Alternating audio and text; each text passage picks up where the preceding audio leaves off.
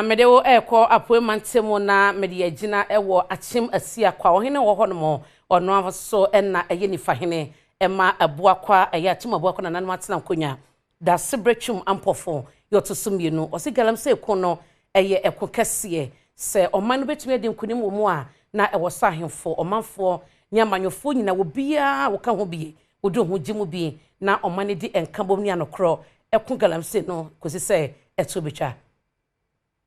Ohene owo Akyem Asiakwa da sebrechum ampofo a otosumienu ede atudwa se ehu hia pa se omanfo etu anamon na galamsey wo mu esia no kwan na yade ebeboa pa ohwe yensuo ti se brim supon akosi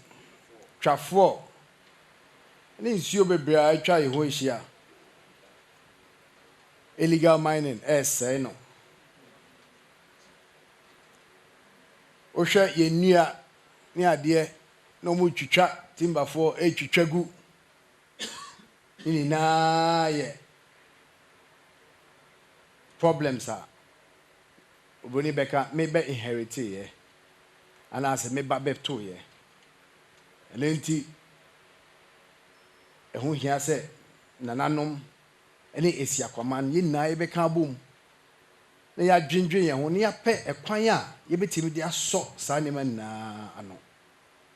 Osan nsem foforo sei atudwa efa ekwan a wo fa so ede etu boreholes awodo na omanfo enye nsuo anom wo san patemo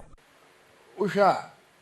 problems do bisa me hu se wo Asiakwa ha ene se nsuo ye nsuo hu ya yedin na medisa di hu ba ko se afia ye ba be wremu 2025 me bomodia etu boreholes bebre se ne be ya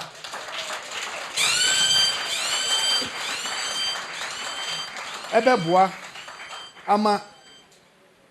water board for omojuma ayemre kakra